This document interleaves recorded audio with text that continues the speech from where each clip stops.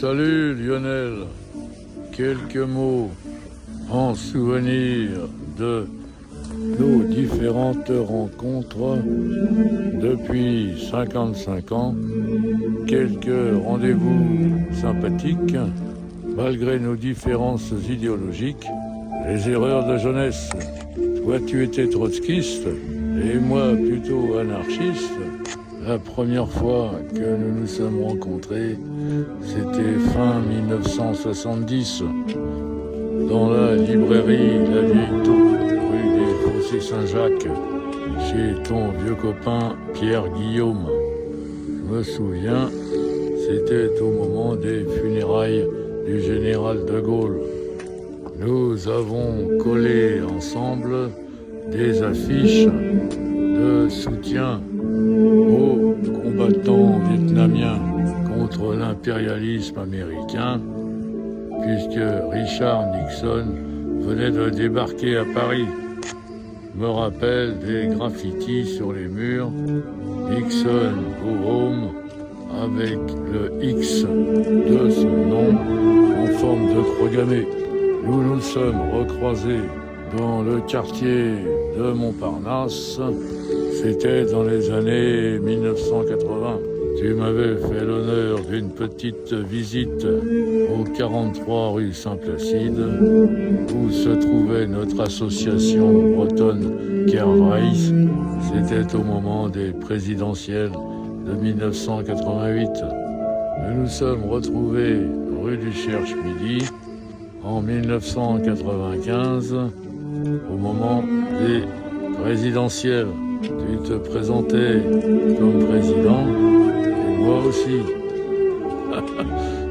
Cela t'avait amusé, car je me présentais comme candidat fédéraliste pour une république fédérale française, exemplaire pour la Grande Europe. Tu m'avais dit, c'est une candidature de principe, toujours avec humour et sympathie. Nous avions parlé de François de Grossouvre et de François Mitterrand, que j'avais soigné quelques mois avant en chromatothérapie.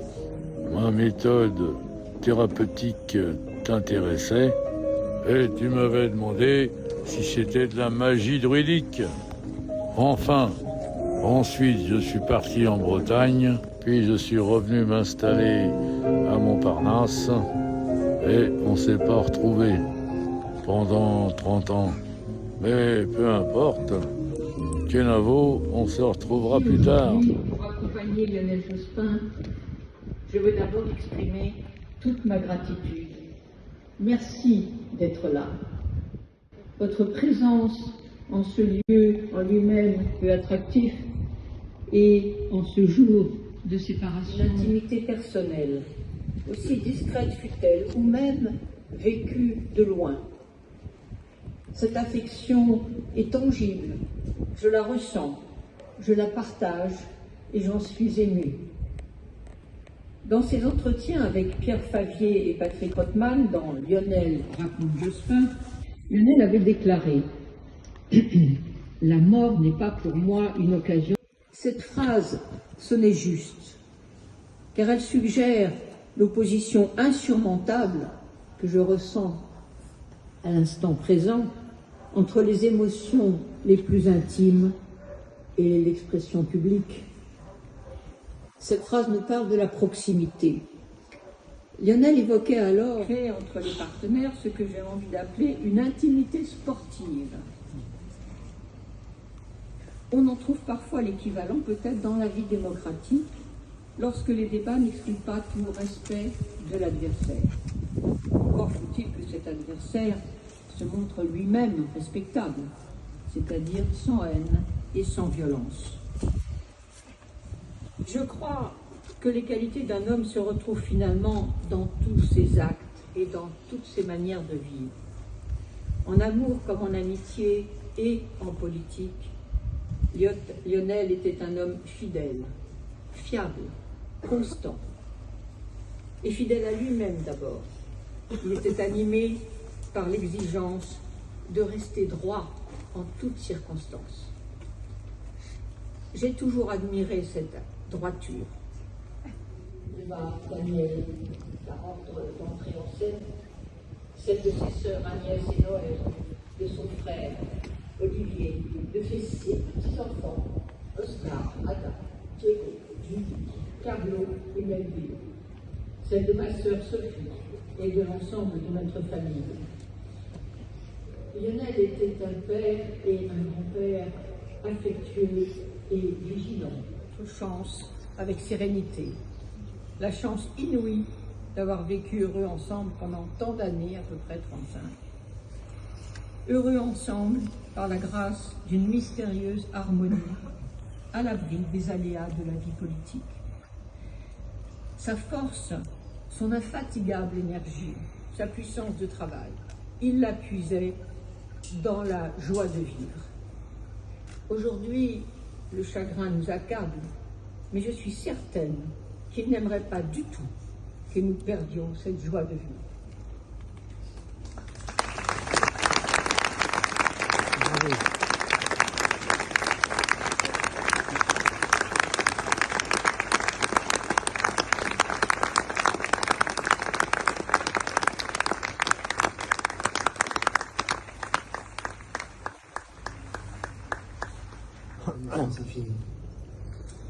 Je ne pourrais parler ici que de quelques leçons que j'ai retenues de lui, non pas des leçons qu'il aurait professées, ce n'était pas son genre, mais des leçons qu'il donnait à voir par l'exemple. J'ai appris de lui qu'il vaut mieux ne pas être droit dans ses bottes, mais plutôt souple dans ses baskets, comme il avait dit, quand on veut vraiment se tenir droit. J'ai appris de lui que l'honnêteté, que la probité, ce n'est pas ce qui doit nous détourner de l'action, une action dans laquelle on se salirait, mais bien plutôt ce qui doit nous guider dans l'action elle-même.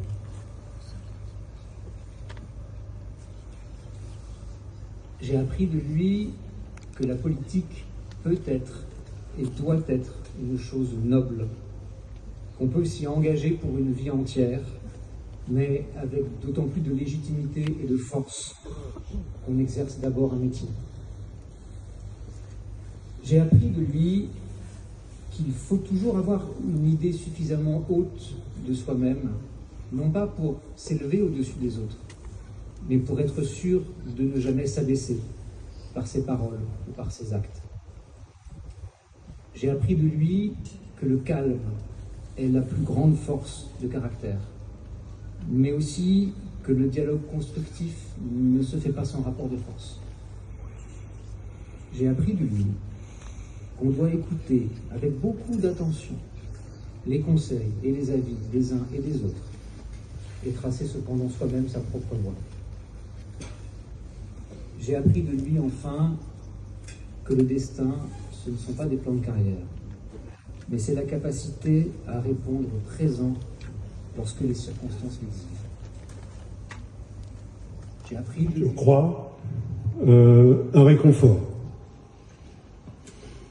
L'autre image, qui a déjà été abordée par Sylviane, c'est la question du sport. Alors le sport, pour lui, avait une importance considérable. Ne croyez pas que le premier journal qu'il lisait le matin, c'était Le Monde. Il se marrait beaucoup. Il aimait beaucoup ça. C'était aussi une tradition, voire un métier familial. On prenait tous les risques pour un mot d'esprit. Et franchement, il était drôle. Et il travaillait la drôlerie.